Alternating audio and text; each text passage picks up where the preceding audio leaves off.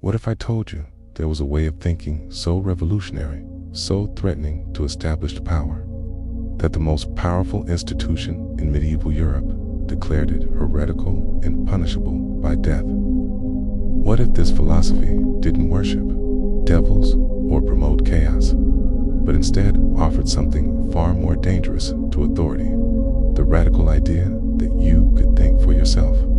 Today, we're diving into the forbidden world of Averroism, a philosophical movement that nearly brought down the foundations of medieval Christian thought and changed the course of Western civilization forever.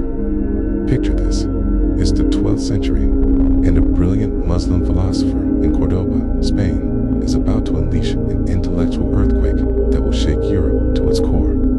His name was Ibn Rushd, but the Latin world knew him as Averroes and his crime. He dared to suggest that reason and philosophy could lead to truth independently of religious revelation. But here's where it gets really interesting.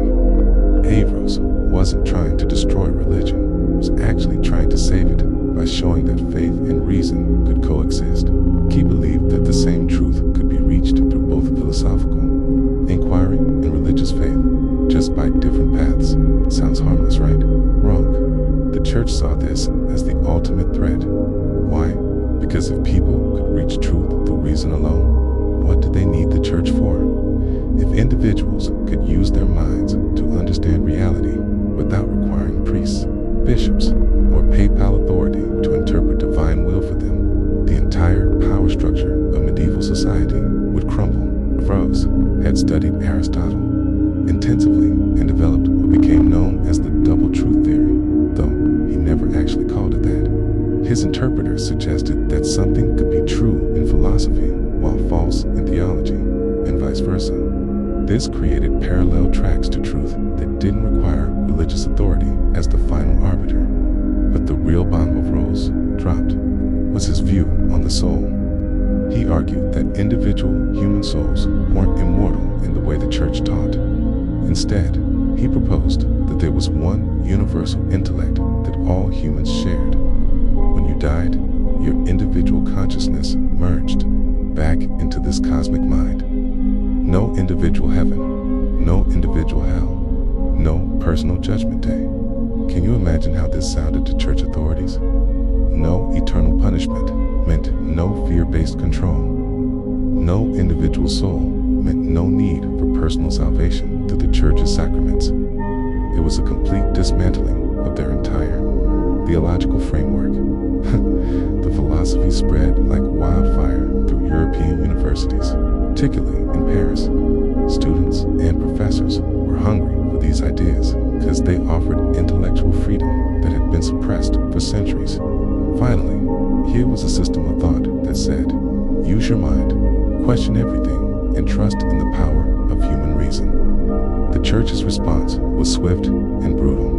In 1270, the Bishop of Paris condemned 13 propositions associated with Averroism. In 1277, they condemned 219 propositions, essentially banning the teaching of Aristotelian philosophy as interpreted by Averroes. Professors who taught these ideas faced excommunication, imprisonment, or worse. But here's the beautiful irony. By trying to suppress Averroism, the church actually ensured its spread. The forbidden always attracts the curious. Underground networks of scholars continued studying and teaching these ideas.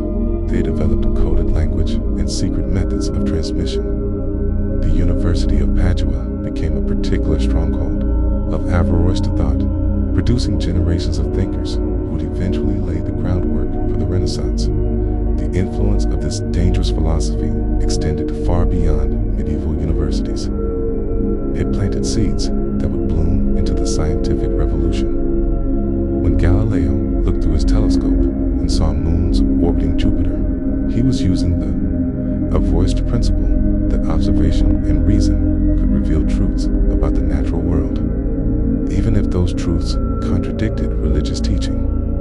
When Descartes declared, "I think, therefore I am," he was echoing the Averroist emphasis on the primacy of human reason. When the Enlightenment philosophers argued for separation of church and state, They were building on foundations laid by those brave medieval thinkers who dared to suggest that truth had multiple sources. The Protestant Reformation itself can be traced back to Averroist influences.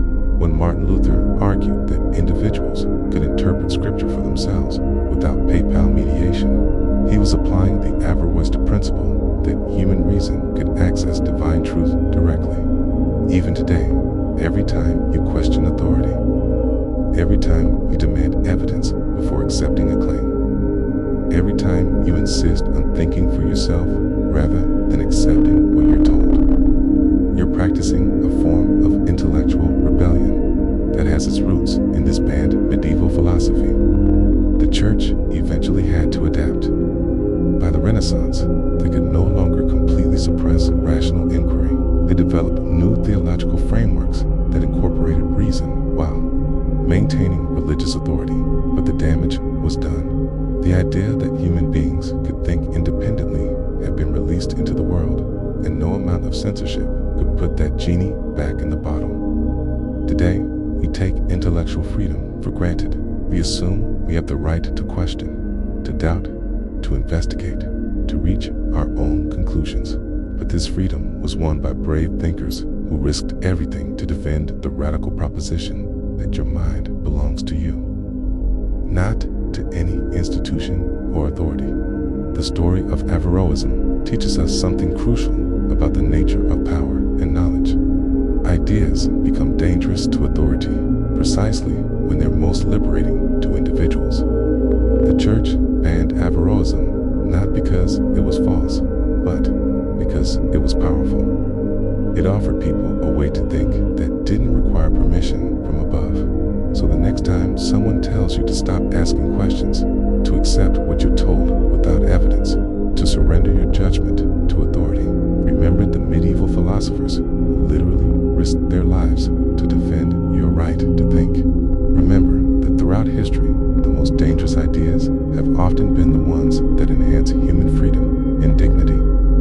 The philosophy that was too dangerous for the medieval church is now the foundation of modern democratic society. What started as a banned way of thinking became the cornerstone of scientific method, individual rights, and intellectual liberty. Sometimes the most dangerous ideas are dangerous precisely because they're true. What's your most dangerous idea? What belief or perspective do you hold that challenges conventional wisdom or established authority? I want to hear from you in the comments below. Share your thoughts on how we can continue the legacy of these brave medieval thinkers who refuse to let anyone else do their thinking for them. And if this exploration of forbidden philosophy has sparked your curiosity about other suppressed ideas throughout history, make sure to subscribe and hit the notification bell. We're just scratching the surface of the hidden intellectual rebellions that shaped our world. Till next time, keep questioning, keep thinking. And remember that your mind is your most powerful weapon against any form of tyranny.